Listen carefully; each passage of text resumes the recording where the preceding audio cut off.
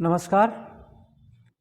आज हम संसद की शक्तियों के बारे में पढ़ेंगे कि संसद को कौन कौन सी शक्ति दी गई है। जो संसद को शक्ति दी गई है विशेष रूप से संविधान के द्वारा दी गई है। संविधान के द्वारा संसद को शक्ति दी गई है, न्यायपालिका को शक्ति दी गई है, विधानमंडलों को शक्ति दी गई है, ना कि संसद के द्वारा विधानमंडलों को या न्यायपालिका को दी गई है। जितना भी शक्ति दिया गया है वो सभी शक्तियाँ तो आज हम बात कर लेते हैं कि संसद को संविधान ने कौन कौन सी शक्ति दी है। तो सबसे पहले हम देख लेते हैं कि विधायिका के रूप में जो है कानून बनाने की शक्ति दी गई है संसद को। जिस तरीके से संसद को कानून बनाने की शक्ति दी गई है उसी तरह से राज्य की विधानमंडल को भी संविधान के द्वारा कानून बनाने की शक्ति दी गई है।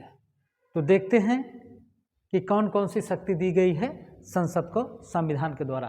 तो सबसे पहली बात हम ये देख लेते हैं कि देखिए 7वीं अनुसूची और अनुच्छेद 246 के अंतर्गत, कौन सी अनुसूची? 7वीं अनुसूची और अनुच्छेद 246 के अंतर्गत जो है संसद विधि का निर्माण कर सकती है। संसद जो है विधि का निर्माण कर सकती है किस अनुच्छेद के अंतर्गत? अनुच्छेद 246 और 7वीं अनुसूची के अंतर्गत। इसमें देख लेना है कि इसमें संसद जो है वो केंद्र सूची के विषयों पर कानून बना कर सकती है। केंद्र सूची, समवर्ती सूची, समवर्ती सूची और जो अवशिष्ट विषय है, अवशिष्ट विषयों पर कानून बना सकती है। केंद्र सरकार जो है, जो विधायिका है, केंद्रीय विधायिका है, वो केंद्र सूची पर, समवर्ती सूची पर और अवशिष्ट विषयों पर। अवशिष्ट विषय वे विषय होते हैं जिनका केंद्र सूची, राज्य सूची और समवर्ती सूची में जिनका उल्लेख नहीं है। ऐसे विषयों पर जो कानून बनाया जाता है वो संसद बनाती है, उसको कहते हैं अवशिष्ट विषयों पर कानून बनाना। ये 3 विषयों पर बड़े आराम से बना सकती है, लेकिन आवश्यकता पड़ने पर कुछ परिस्थितियां ऐसी आ जाती हैं जिसके अनुसार केंद्र सरकार को राज्य सूची के विषयों पर भी कानून बनाना पड़ता है।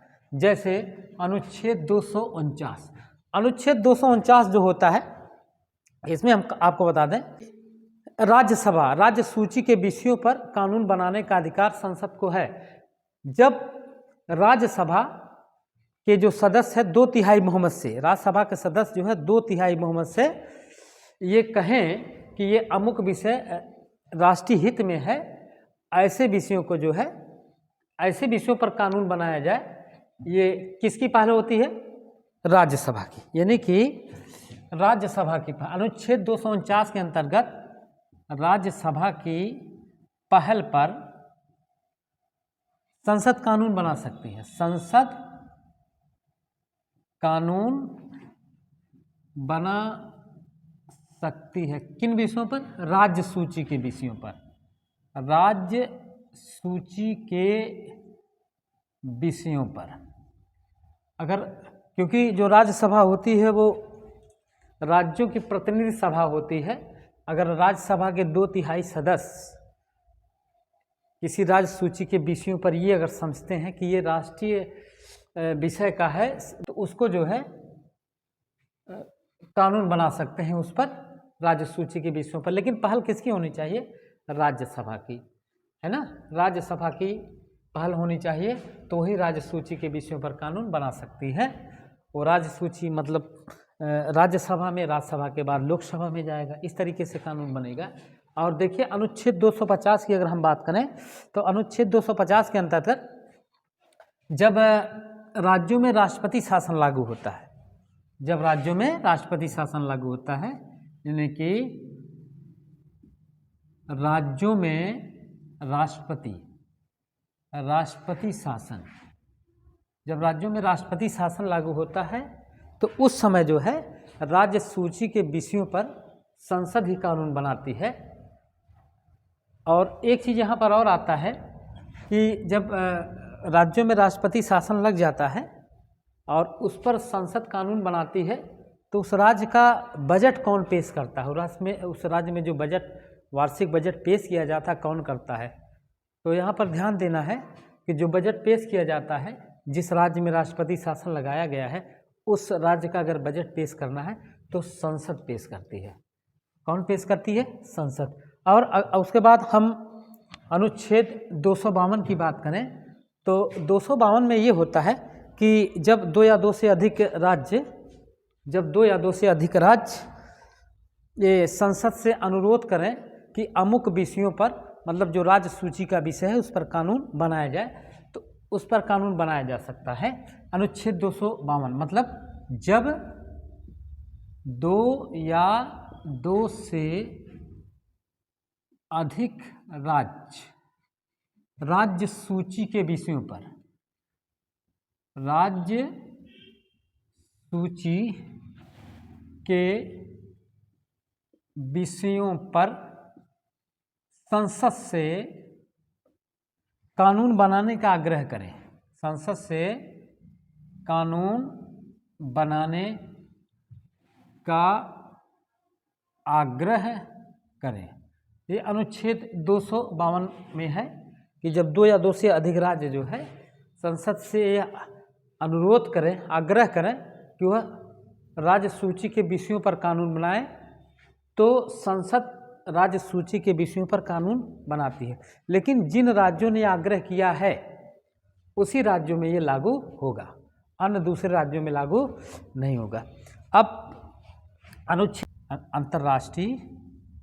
अंतर्राष्ट्रीय संधियों को लागू करने के लिए संसद कानून बनाती है, संसद कानून बनाती है। इसमें जो राज्य की विधानसभाएं होती हैं, विधानमंडल होता है, इसका उसमें किसी प्रकार का कोई शक्ति नहीं दी गई है राज्यों को।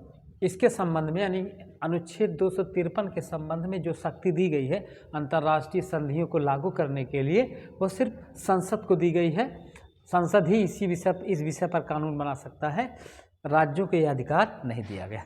और एक चीज़ और ध्यान देते हैं, अनुच्छेद 368 की अगर बात करें, अनुच्छेद 368 में जो है, जो संविधान में संशोधन होता है, उस संशोधन करने का अधिकार केवल संसद को होता है, राज्य विधानसभाओं या राज्य विधानमंडल को नहीं होता है। तो अनुच्छेद 368 संविधान में संशोधन, संविधान में संशोधन सिर्फ जो है संसद कर सकती है, राज्यों को कोई अधिकार नहीं दिया गया है। इसके अलावा और क्या कर सकती है संसद जो है भारत के राजनीतिक मानचित्र को बदल सकती है, किसी राज्य का नाम बदल सकती है। इसके अतिरिक्त राज्यों की राजधानी का नाम भी बदल सकती है, उसका नाम परिवर्तित कर सकती है, राज्यों की राजधानी, किसी नए राज्य का गठन कर सकती है। ये संसद को पूरा अधिकार है। और इसके अतिरिक्त जो है, क्या वह जिले का नाम बदल सकती है? जिले का नाम नहीं बदल सकती है, क्योंकि जिले का नाम बदलने का अधिकार जो है राज्य की विधायिका को होती है। जैसे इलाहाबाद का नाम बदल करके प्रयागराज कर दिया गया है।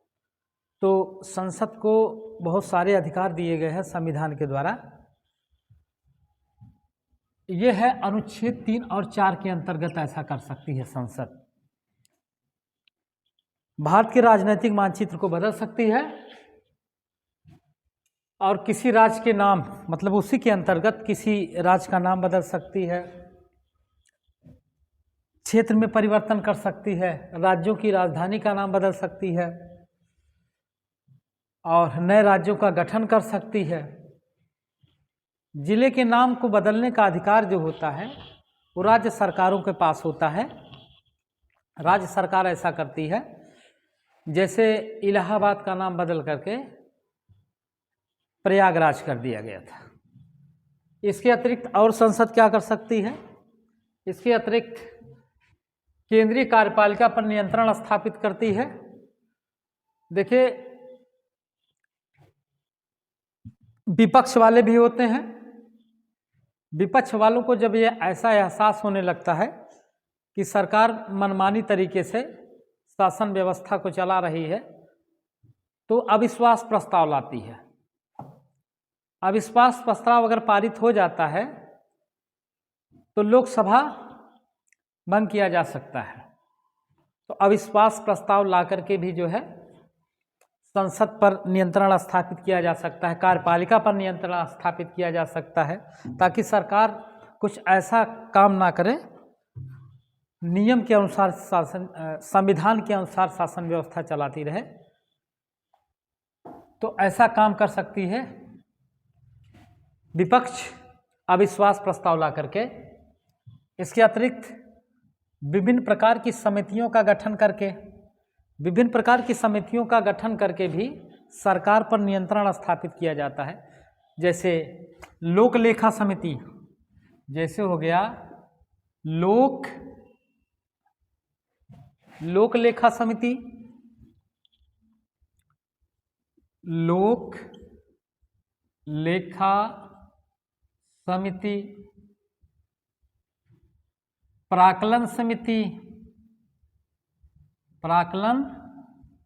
लोक लेखा समिति हो गया, प्राक्कलन समिति हो गया, प्रवर समिति हो गया, प्रवर समिति। ये तमाम प्रकार की ऐसी समितियां हैं जो बनाई जाती हैं संसद के अंतर्गत, जिसमें लोकसभा के भी सदस्य होते हैं। कुछ ऐसी समितियां होती हैं जिसमें लोकसभा के भी सदस्य होते हैं और राज्यसभा के भी सदस्य होते हैं। तो ऐसी समितियों का जो निर्माण किया जाता है वो सरकार पर नियंत्रण स्थापित करने के लिए किया जाता है। इसके साथ साथ तमाम मुद्दों पर भी होता है। और इसके साथ साथ और क्या अधिकार दिया गया है? मंत्रियों से प्रश्न पूछ करके,